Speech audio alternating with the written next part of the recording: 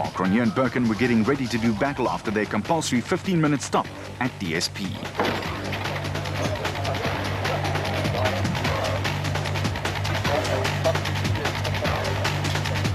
For Manfred Schroeder and Ward Huxtable in the Barlow World Absolute Ford Ranger, there were one or two hiccups, but they got on top of it. What's it like out there?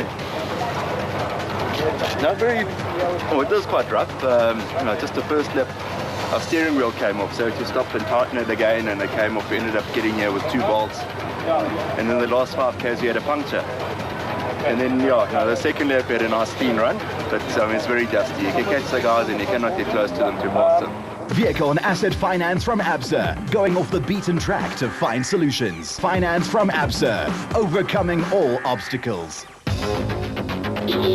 With less than 100 k's to go to the finish line of a 2007 Sun City 400, Nissan Navara Dio Duncan Foss and Ralph Pitchford were completely in control and just had to bring her home for a victory. Passing backmarkers who were still on their second lap, these 2 men were flying along. This Dio had not tasted victory since round 7 of 2006 and were ready for a mouthful of it.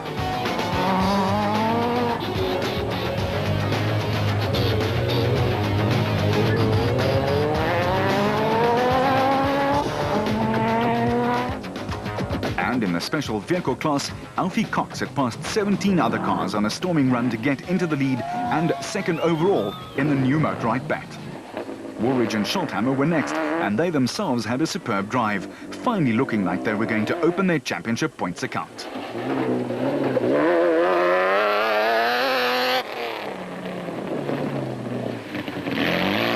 The reigning SP champions just had to bring it home in one piece. But Grobler and Jordan were battling their suspension problems, and it slipped to third, a strange sight just of late, Grobler in someone else's dust.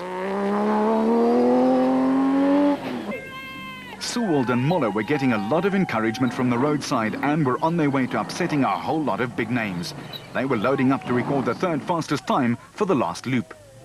While Cronje and Birkin saved the car philosophy was working, they'd got themselves into the top 5 in the SP class.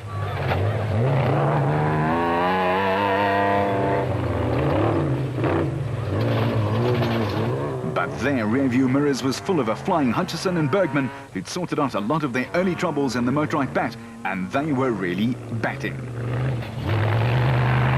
The same could have been said about the new Total Motorsport crew Naeem Musaji and Rehan Bodjana. They were strutting their stuff and climbed 2 places in class for that coveted podium.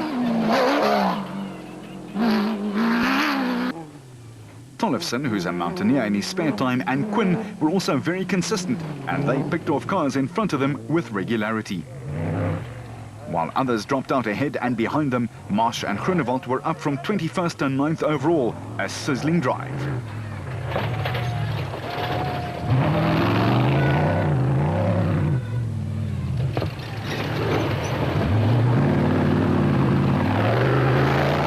While their teammates Whitehouse and Langton complained of oversteer, but they were right behind them, also up 13 positions. And the trio of Regent cars was completed by the father and son combination Jan and Hendrik. The Kroes were leading Class B.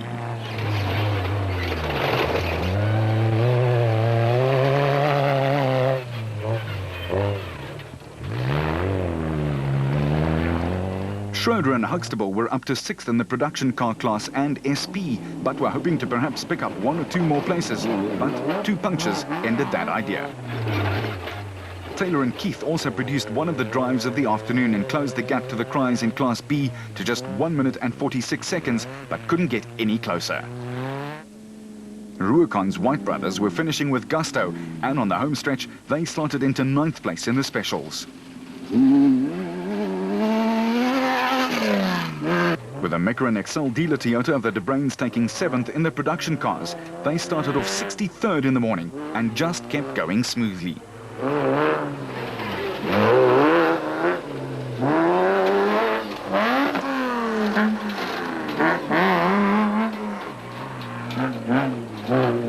The absolute bat of Gibson and Brown was also putting together a fine 3rd loop over 180 k's and appropriately wearing number 10.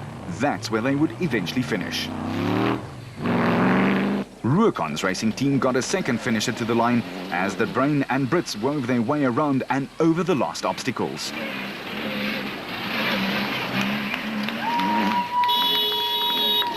With the BB Auto team grabbing a top 10 spot with Arnold Duplessis and Yuri Knox nursing the Nissan hardbody through.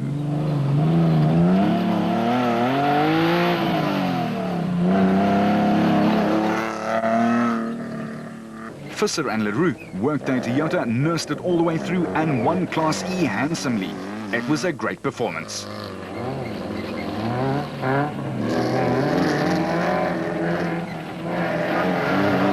But it was closer than it looked, as George and Sharon Barkhuizen in the Bloemfontein-based Rubicon Toyota were just 59 seconds behind them and chasing hard. With Rundle right behind them, he was destined to get some help from Jack Peckham after he got stuck. And that's what makes the off-roaders such a refreshing bunch. They'll stop and help a fellow competitor, even if it affects their own chances. Roost Racing's Dion Fenter and Ian Palmer also impressed by getting their Toyota to the line. They were 4th in Class E.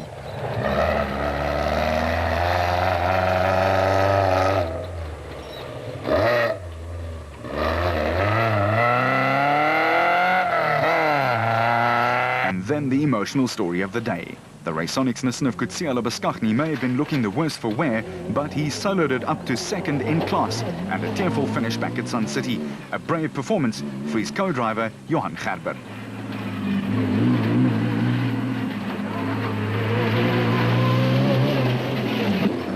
The Ford team got their 3rd car to the finish when Harkus and Moore appeared. Despite a few problems, and then this quick stop for some up-to-the-minute information.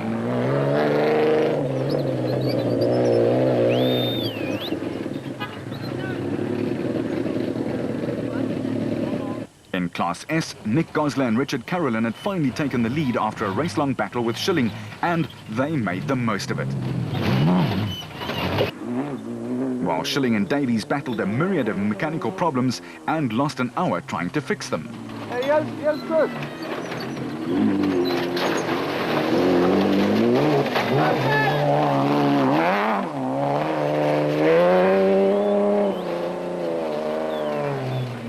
Yeah, going well, eh?